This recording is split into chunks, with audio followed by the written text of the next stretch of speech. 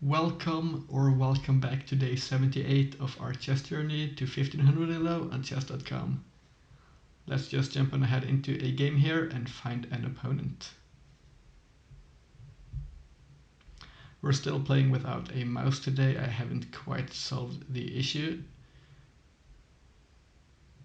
Yesterday I mentioned we did not have enough HDMI ports in the computer.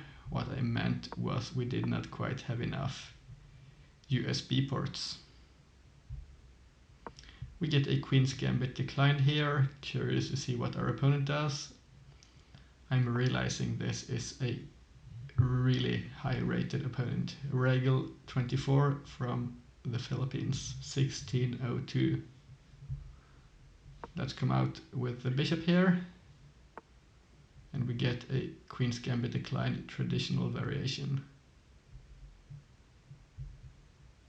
I think e3 is good here.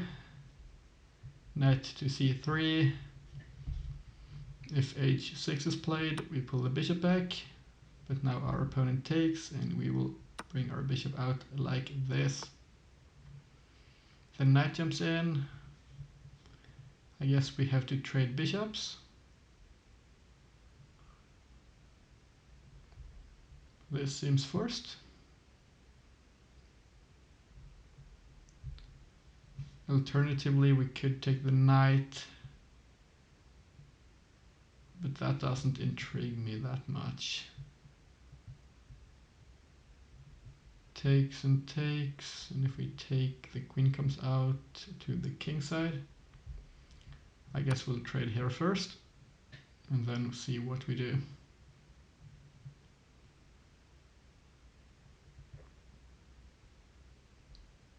The knight might come back, or the queen might take. If the knight takes, however, if the queen takes is what I was going to say. I was thinking of queen to b3 here, targeting the knight and putting pressure on this b-pawn.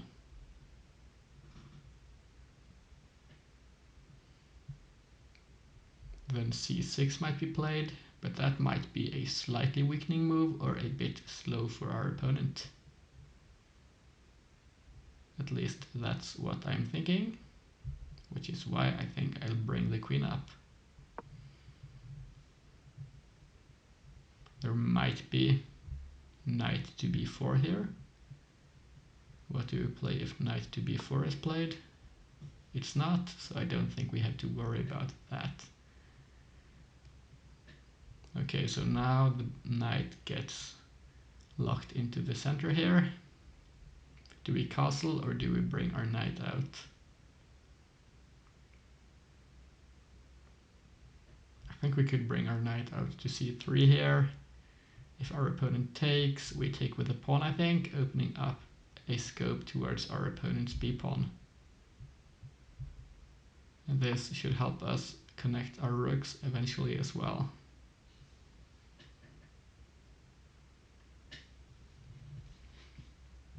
I'm trying to play a bit quickly here, but I think I'm somewhat familiar with the theory here at least.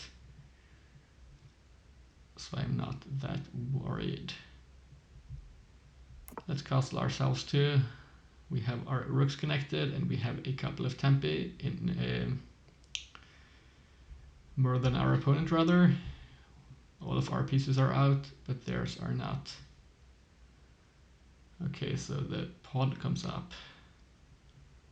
We either take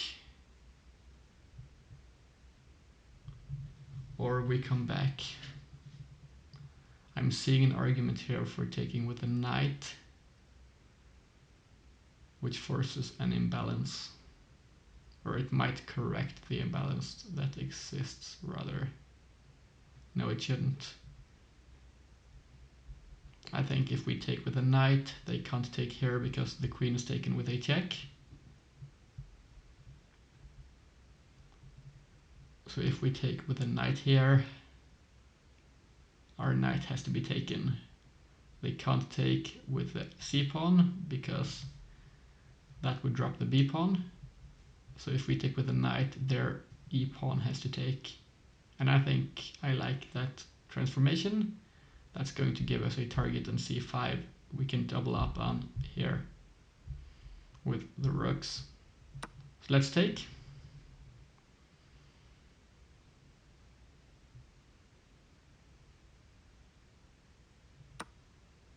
They take with a pawn. I think we can drop back to d3 here.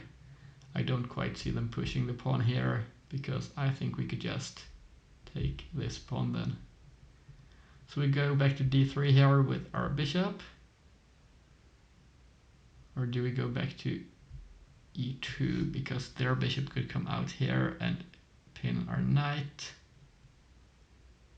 However, if it does, let's go see, we go to d3. If they pin us here, it's not quite a pin, we could jump in here to e5 with our knight, hit the bishop on g4, while also hitting this target which we are trying to eliminate. Then I think the bishop would have to come back to d7, and then we can take it perhaps, and maybe we can just pile on pressure onto this pawn. Which is why I'm now choosing to go to d3 instead of e2.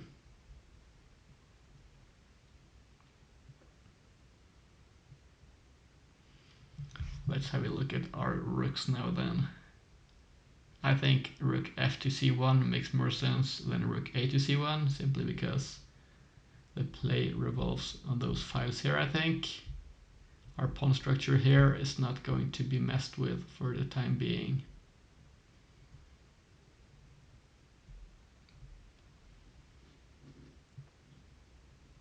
This knight can't quite come into the game, I think. a6 might be played to allow for c5. Or well, it doesn't quite allow for it because the d5 pawn is weak as well. The knight comes out here. Can we just pile on pressure onto this pawn on c6?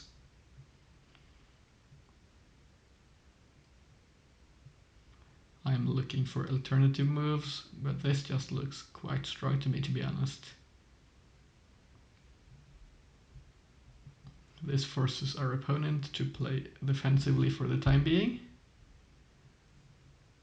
If we come to c1 with the rook here, our opponent can't reroute via b6 here to land on c4 as an outpost, which is their ideal square for the knight. Let's come up here first, disallowing this block on c4, which still requires 2 more moves for our opponent. Now the bishop defense.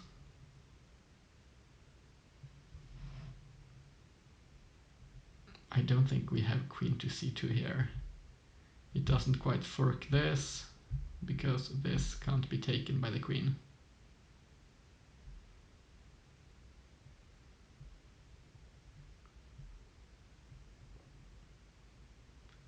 So let's have a look here. Do we have a4? Well, a4 looks quite strong, I think. If they take, we get the bishop, so they can't quite take, and we threaten taking and destroying their structure. They can't push, then we win the pawn, or maybe we don't. We might not win the pawn that way, but if we play a4 and they push to b4, they don't have a powerful knight outpost anymore, I think. Then we could even push our pawn further up and make a headache for our opponent. So following that logic, I think I'd like to push this up and see how they respond.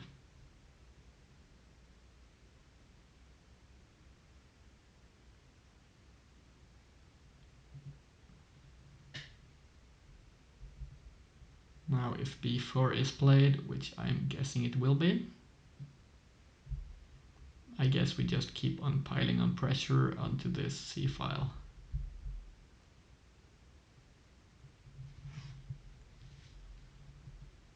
I would like to target this pawn with a minor piece, So the bishop can't defend this on its own rather.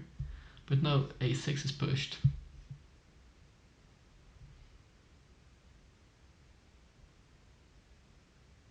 Which is an interesting response here, but it's quite good. If we take, we might just end up trading rooks and simplifying.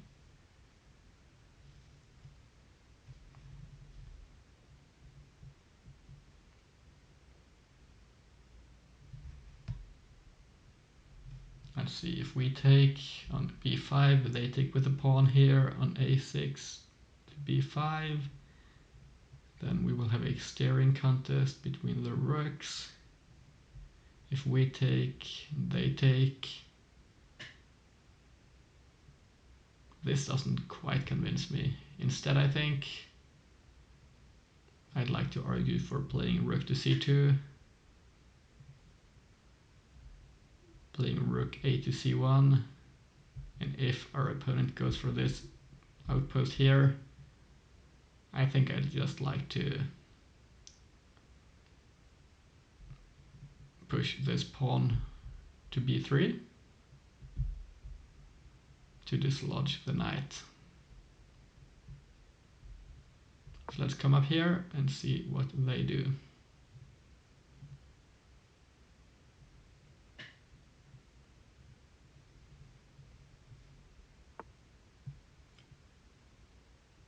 King to h8. That's a surprising move. I don't quite see why it's played in the middle of all of this pressure.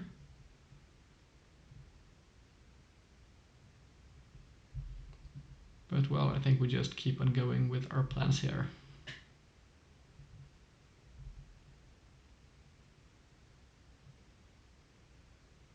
Maybe it's a way of getting out of a pin here through two pawns, or our opponent might not want ideas where we could take the pawn on h7 with a check, for example. At least that's what I'm getting out of this. I don't quite like the positioning of our queen right now.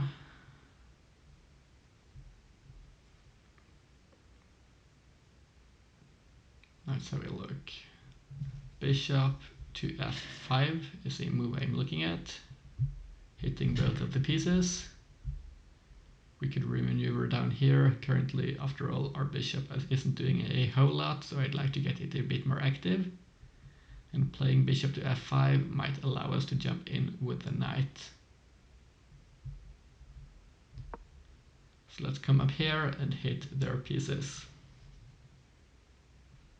Still, this b-pawn could capture, but then we take with the queen, and I think we would have a decent position.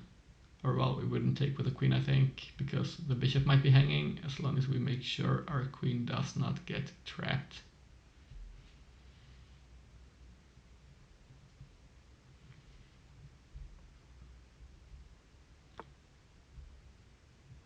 f6, okay. Now our knight can't jump in here.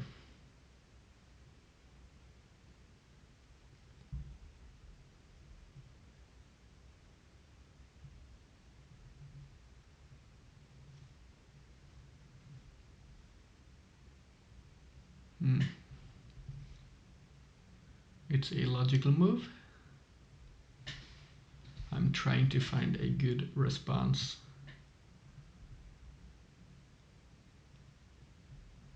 Maybe a5, allowing us to move our queen over and start playing on the king side. Or maybe an immediate... No, I don't think we can play d3, go queen to d3 immediately rather, because they take. But if they take our pawn, their structure is broken.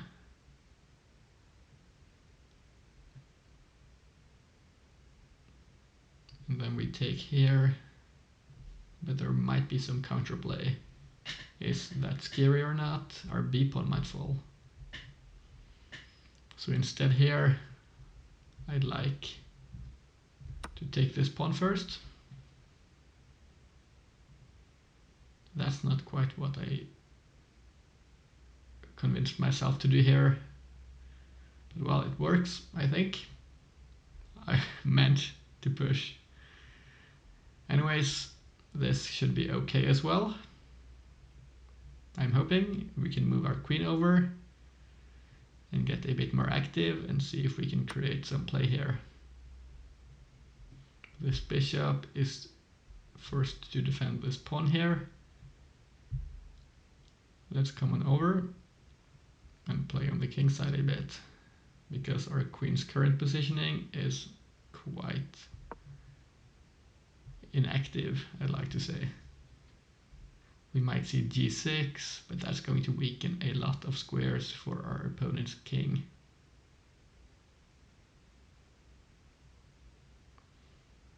I don't quite expect us to have a sec on g6 if they play the move.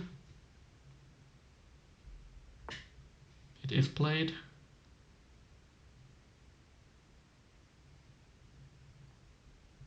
I don't think we can take the knight here, can we? Bishop takes knight, queen takes bishop. Do we have anything concrete here? I'm not quite seeing it. So let's drop back, I think, and keep our pressure. Then f5 might be played.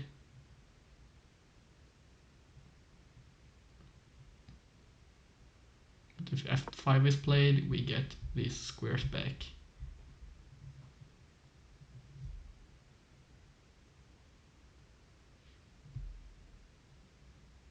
And this king is just weakened for the remainder of the game, really.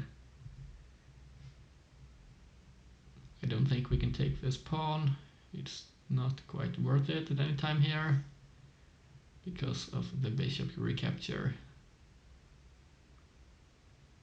The knight can't move though. The knight can't move because we take the rook if they do, which is why f5 might be a good move, because it messes up our light squared bishop and our queen's play here on the king side. But as I mentioned, we get those squares back if they do, which might be a great consolation prize or whatever that's called.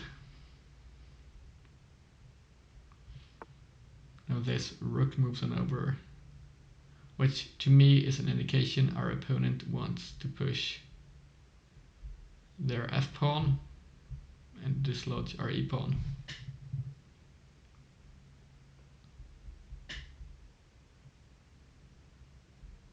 Now this pawn is not as defended as it was.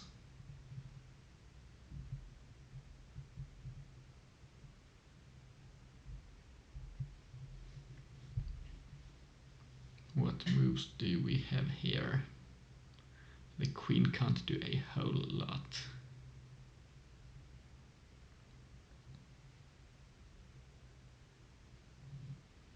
Our queen really does not have a lot of moves. We can't come here or here. Can't go to a3. I think probably the queen's position is what's holding us back the most here from getting an advantage.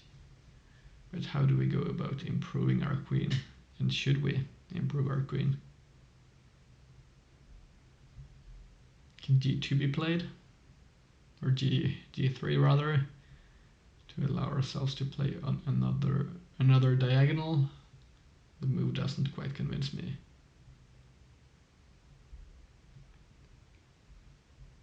Maybe b4. But then the pawn is taken. But if the pawn is taken, we take the knight. I think maybe b4 is a decent move, as long as we can defend the pawn in the long term.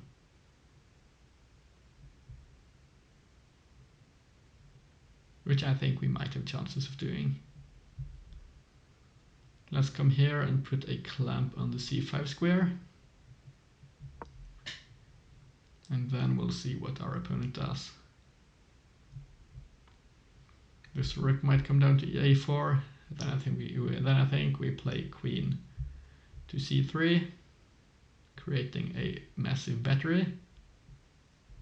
They can't take with the queen or the rook. At least I think so now, though they are threatening to take here. And I forgot that moving this pawn here 2 squares disallowed us from playing b3, which takes away this outpost. So this is a bit unfortunate. This is what's called backwards progress.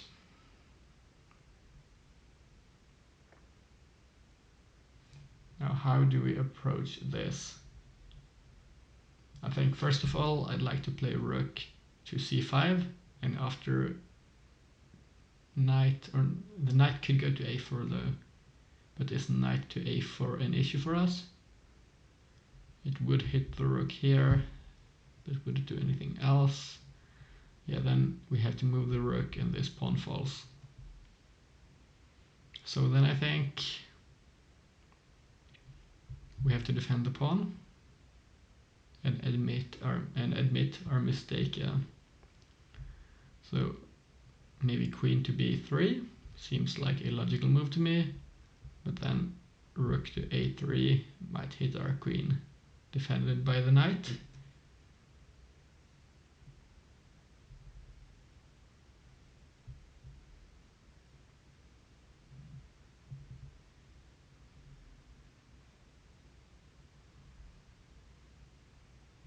We can't go here to d2 because we get hit immediately by the knight.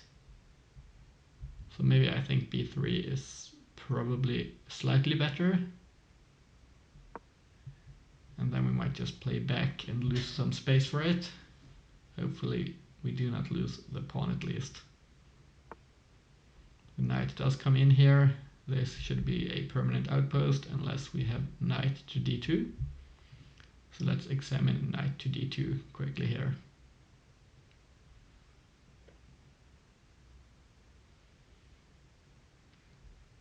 Knight to d2.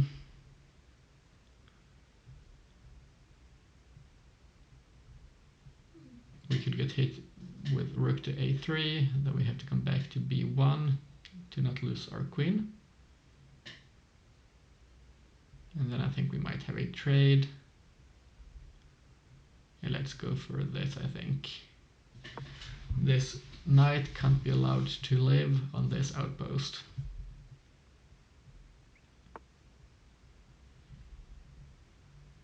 We have to come back here. There is a lot of pressure on the e3 pawn. I'm hoping there is no tactic here though. I don't think there is a sack here. Although it does seem tempting. Maybe knight takes, rook takes, and then rook takes on e3. And then if we take, we could get pinned, or no, then we can move our rook to f2 to block. So I don't think that works, which is great because I was worried for a second we might have blundered it. Now, how does our opponent resolve this tension? They don't quite resolve it. But now if we take, and they take, do they want to trade 2 pieces or 2 rooks for a queen? It seems likely. Anyways, here I think I'd like to take this knight, and then this pawn on c6 is a target. We could push our b pawn to b5 if allowed to. If they take with the b pawn, if they take with the d pawn, we get easier access to this pawn, I think.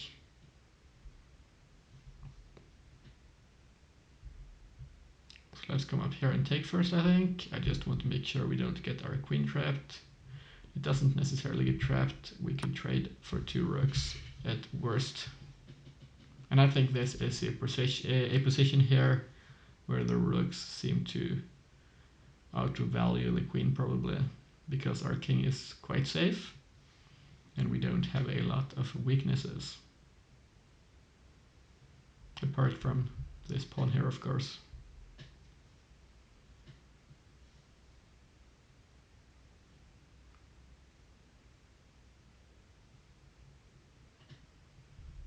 Now there could be this immediate rook to a1 move. Is that a threat or not? It's not played, so we don't have to worry. Now d3 makes sense to bring the bishop back and target this pawn.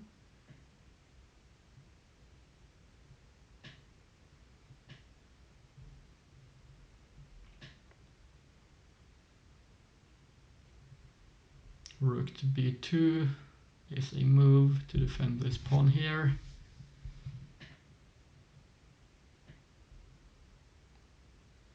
I'm just a bit worried if we play here, they come down, we have to trade. We could actually just walk around with our queen. We don't have to go for the two rooks for a queen trade. I don't think so. So we might not have to drop this pawn.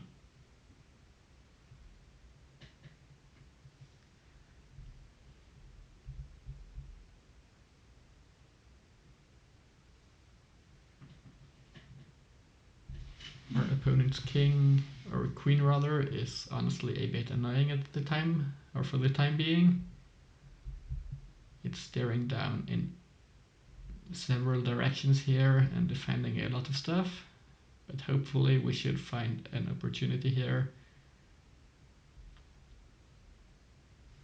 to take advantage of something. And honestly, I think I would prefer our position here if neither of us had queens. Takes, and our opponent wins the b4 pawn. So here I think we have to come up to b2 to keep our defense of the pawn.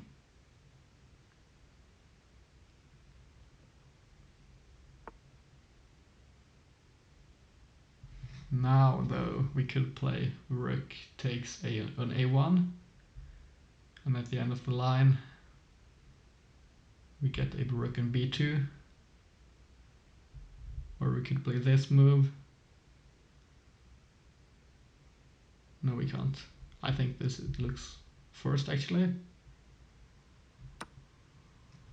Now they take our queen and we take and end up with a rook in b2.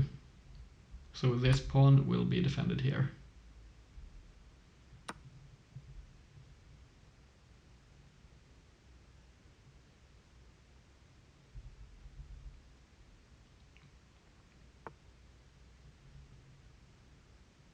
This looks like a mistake to me. Don't we just push our rook here up to b3 and play the other rook to c1? How does our opponent defend this pawn now?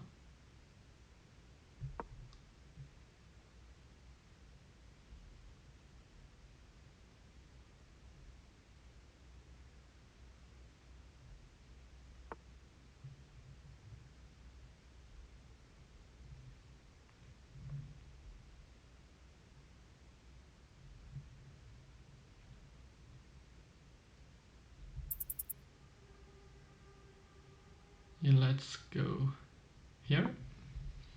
Don't want to take here on c3 with this pawn, or rook rather, because then the queen comes in at a moment which we do not want it to come in.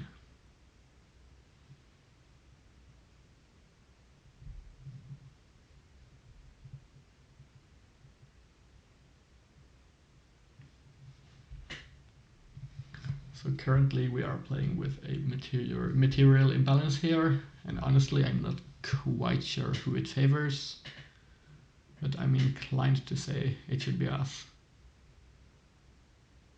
This b4 pawn, as I mentioned, is a bit weak, but that's honestly our only real weakness.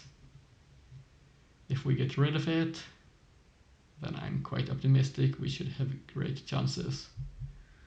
Or even if we trade it for, let's say, 2 of those pawns here, that looks quite good as well.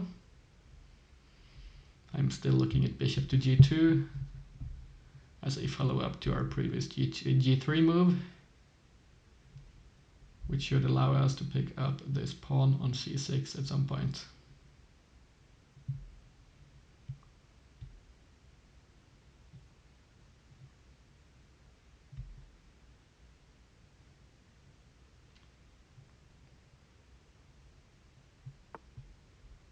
The pawn is pushed.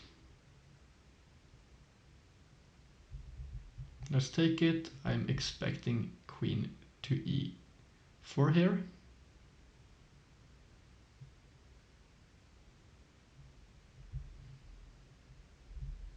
Maybe we'll come up with the bishop first. I think this looks best because I didn't like how the queen would hit us if we reversed the move order. There was a checkmate threat there, playing c5. Now we get this queen move. That's double rooks, I think. Or maybe come back here. Yeah, this looks better. Now there are no infiltration squares. And we can play rook c takes c2. This rook here importantly covers those 2 squares. This doesn't quite work because they get hit by the rook. And now we also defend the b4 pawn in case our opponent decides to come back and hit it.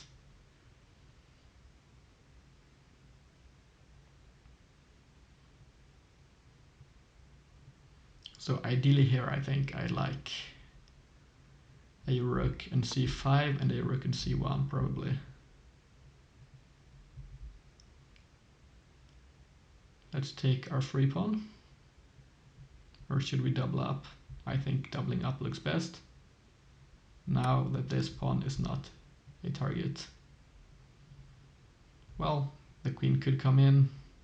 If it does, I think we play bishop takes pawn on c6. And then our battery looks quite strong. I'm not worried about losing this pawn if we get sufficient compensation. f4 is likely to be played here. I don't quite like seeing the move, as it does threaten us a bit. But if it's played, I think we have the immediate bishop takes c6, creating a greater threat than that of our opponent.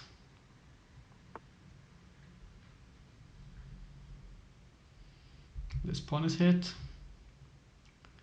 No worries. We take this pawn.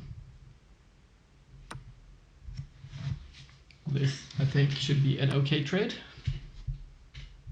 And now we get in with the rooks. This is a fork. Now it's going to be followed by f4, but then we take on g5, which I think looks good.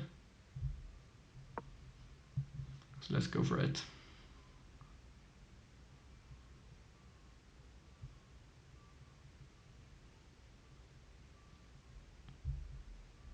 Those pawns here are likely to fall at some point. We could play with our passed d-pawn. Now we can't take here because of the queen. But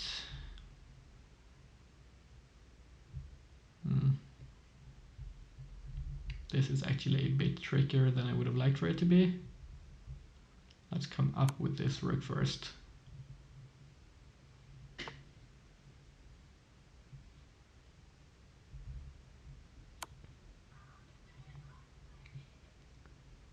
We'll check our opponent.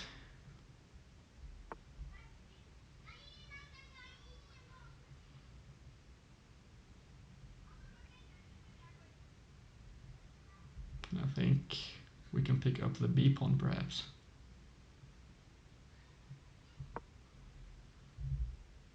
Double up rooks on the b file. If we get checked, we go to g2.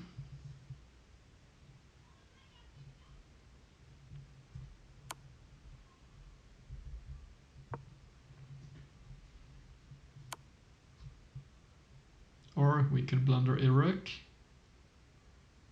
which is, well, less than ideal.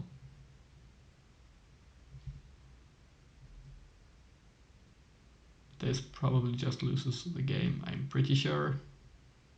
I'm seeing no counter to this. Should have not disconnected the rooks. Now this looks to be a decisively losing game. This pawn is going to promote.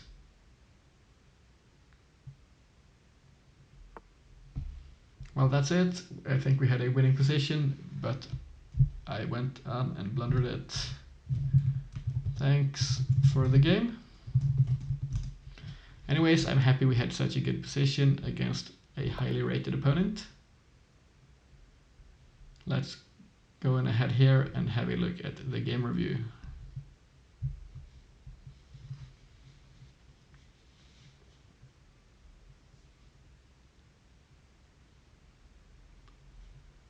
So while it's loading here,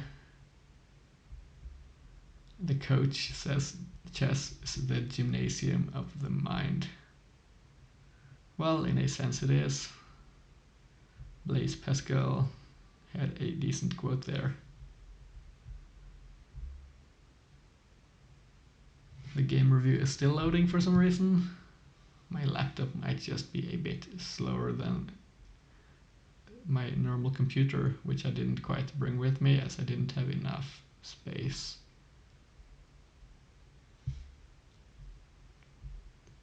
It's stuck on 28% here. Let's see if I go back to my profile.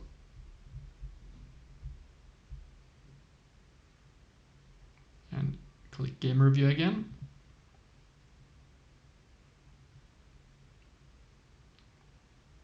There we go, it's unstuck and we can get into the game. Let's start the game review and have a look here. This was all good theory. This was great for us.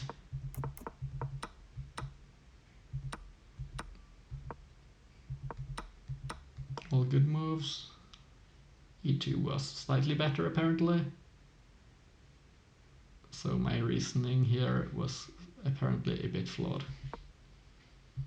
This was good because this was simply a fork. If we had seen this, we would have hit this pawn and this pawn.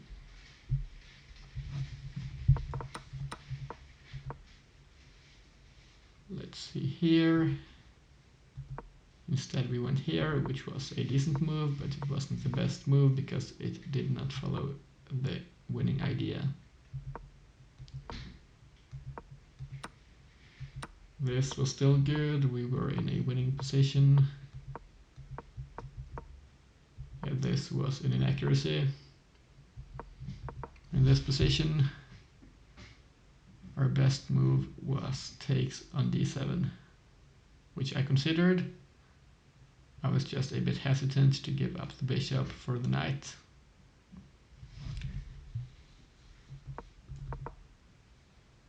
Or here rather. No, we did have a few good moves. I just did not look at this correctly, I think. Knight to e1 was good. Rerouting. I don't quite know where to. Because, well, where do we go from here? From e1? That seems a bit strange to me. It might be the computer wants, yeah, I think it wants to relocate the knight to e1, to c2, and to b4 to hit this pawn. Alternatively, queen to d1 was a bit better than our move at least, or quite a lot better. We got this, our opponent jumped in.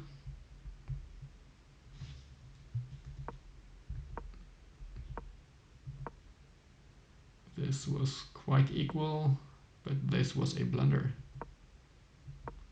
because of, yeah, there was this kind of sacking tactic. Because if takes, queen takes, king to h1, and the knight takes. Okay, I missed that sequence. Here, what happens in this position though? Oh, it's just a back rank mate. Okay, I missed this. So did our opponent. So we got into this position.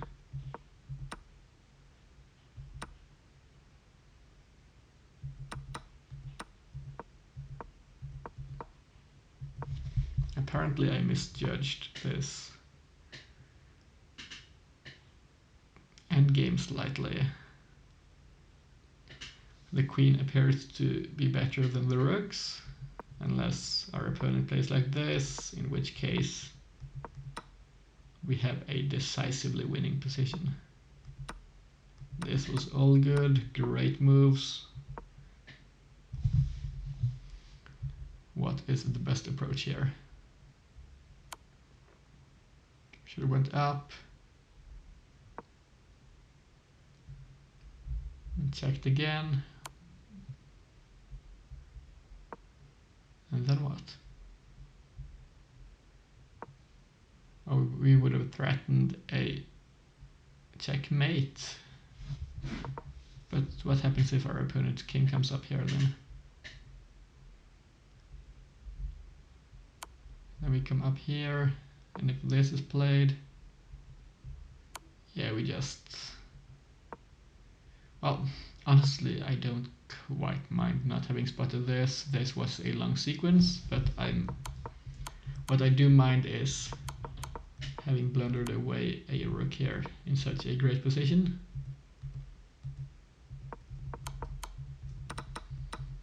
We went to this position, still we had a great lead, but this lost some of our advantage because it allowed a back rank check. I thought, let's come up and hit the king and not let our rook be targeted by their queen. And this just lost us the game. Unfortunately, because we did have a decisively winning position against a 1600 rated opponent. Well, anyways, they played well today, so thanks for the game, Regal24. Thank you for watching to the end of the video as well. Here, this has been our game for today, guys, and I hope to see you all tomorrow. Bye bye.